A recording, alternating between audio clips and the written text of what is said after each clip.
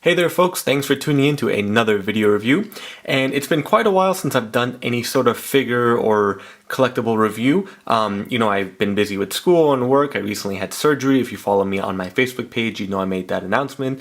But recently it was my birthday as well, and two of my close friends picked up these Elite series from the Disney store, and they actually got me Kylo Ren and R2-D2, which I have both in front of me right now. And this review will focus on Kylo Ren, and the following review will focus on R2-D2.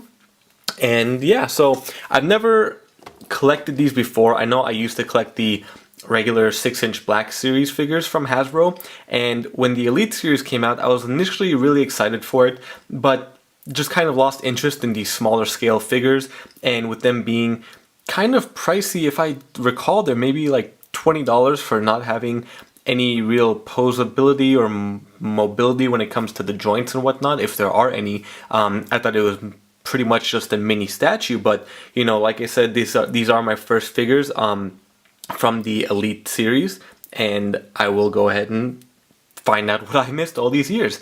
So let's take a look at the Kylo Ren figure at first. It's a big window box display with the Disney Store logo. We have the Star Wars Elite Series logo at the bottom, and here it says die cast with mold. What does that say? Oh, it's in Spanish or French, I think, so never mind about that. Taking a look at the side, another Star Wars logo with die cast action figure here, and this is from the Force Awakens. And the back, just a little description of the figure if you want to pause and read that. There we go. So let's get this guy out of the box and see what he is all about. Alright, here we have Kylo Ren out of his packaging, and let me tell you, and as you just saw, I already have a lot of complaints about this figure. I am not sure if the R2-D2 will be giving me this many negative thoughts upon opening. But first and foremost, I should not have this much trouble opening an action figure, even if it's Disney, even if it's titanium, alloy, whatever diecast, Elite series. This is ridiculous. I spent the last 10-15 minutes unwinding all these wires that were unnecessary because he's secured in his little mold in this packaging. And yeah, so okay, just had to get that rant out of the way. Something I immediately noticed was the warping of the lightsaber. I'm not sure if you can see that, but it is significantly bowed and then actually kind of wavy. It goes up and then kind of curves back down. And it wasn't like this from me taking out the lightsaber because it was oddly set up or placed in the packaging. But you know, even then, they had all these rubber bands and wraps around the lightsaber around his hand, and they do that because they did not do a good job molding the shape of the lightsaber, or the, I guess, the grip of his hand to the lightsaber. I mean, it doesn't fit securely. I know when I had the Black Series figures, all the lightsabers would, you know, fit snug and securely in the hand of the figure. This guy barely, you know, I guess that is a decent pose, but, you know, I also noticed a lot of the mobility issues that I will get into in just a moment. Not a good start, Disney, to a figure like this. So I guess let me begin with the overall thoughts of the figure. It is definitely a heavy figure. I'm not sure, you know, given all the joints that, you know, not that there are that many joints, but given the joints, you would think it's going to be a child play thing, but I don't see a child wanting to play with something this heavy, and you know, I can see them causing some hurt on other children if they throw these things around. Now, what is a good thing that Hasbro, I don't think, really came up with for individual figures, unless it was a diorama or something. This base is really great for these small scale figures because, granted, even though I have him standing without it now, you know, they fall a lot easier than, let's say, 6-scale figures or obviously statues that usually have a base.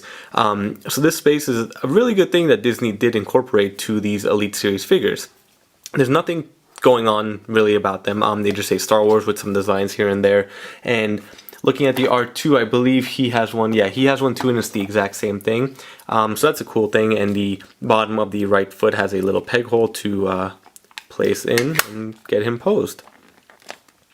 So, getting a overall look and feel of the figure, there's nothing cloth, but, they did a pretty nice job on the actual wardrobe of Kylo Ren. The cloak and robe look pretty good. It looks like fabric for somewhat, I thought it was going to be some kind of soft fabric, but it's all just molded plastic.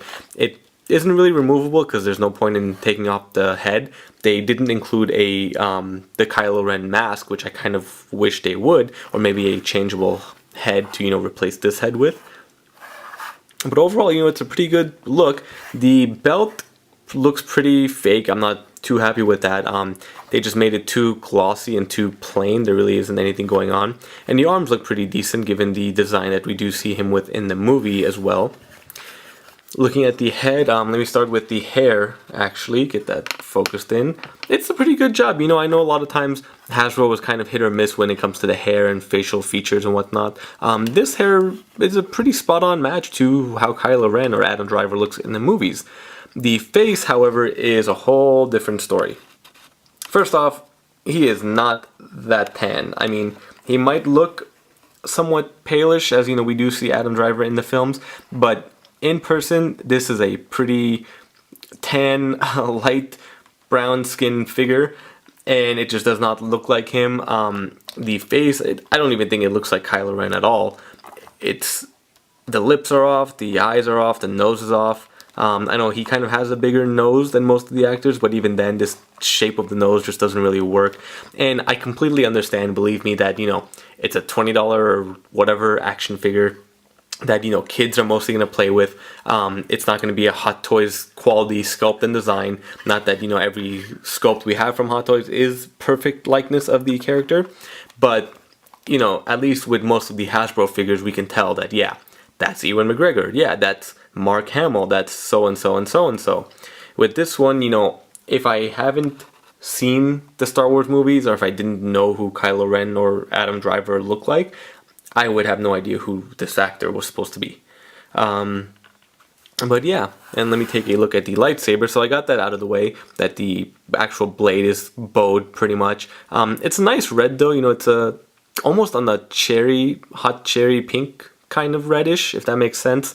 And they did a fairly decent job with the design. Of course, they can't really get like the wires sticking out or anything. Let me get that in the focus again. There we go. Hopefully you can see that well. But yeah, I mean, I don't want to say it's lacking in design because granted it's a very small scale. They got a lot into it. But it's fairly cool. Fairly nice design that they have here.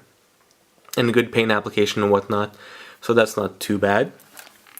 Now taking a look at the joints of the figure. So the head does go side to side and not really up. He kind of just has the straight looking pose. And then he goes kind of down with the chin just at the cloak right here. Now, the rest of the joints are pretty pointless. Like, this is where I go back to saying, why didn't they just make this a statuesque figure or a miniature statue? The arm will go out as far as he can, given the cloak. He doesn't go any more forward and back again, just due to restriction. There's no twist at the shoulder, no twist at the elbow, just a bend at the elbow again. And the hands only twist some weird way. They don't, have that in and out motion. And again, see here as well, the shoulder stops there. Nothing at the elbow. The awkward wrist twist. The waist, yeah, it does kind of move. It's a little bit tight, so it's not too bad. Taking a look at the thighs. The thighs, I believe, are on a ball joint. It seems like they do have some good rotation, so they go forward and back as far as they can, again, due to the cloak. No twist at the knee, but there is a single joint. Yeah, single joint bend there. And then no pivot at the ankle, just a motion back and forth, but pretty limited as well. Yeah, so that is about it. Just taking a look around, see if I missed any aspect of it. Like I said, I'm not going to spend too much time on these because these are pretty old figures, and The Force Awakens came out, 3 years ago now, I think. And yeah, just figure I got this. I've never done a review on the Elite series and take a look at what they are. I'm kind of glad I didn't pick up on this line, given, if all the figures are like this with Kylo Ren, then I just wouldn't, really be happy with buying these and displaying them. Of course, ultimately I sold all my Black Series figures, but that's, a different point in time. So there we have it, folks. If you have any questions or comments, feel free to leave them below. Otherwise, stay tuned for my next video review. Thank you.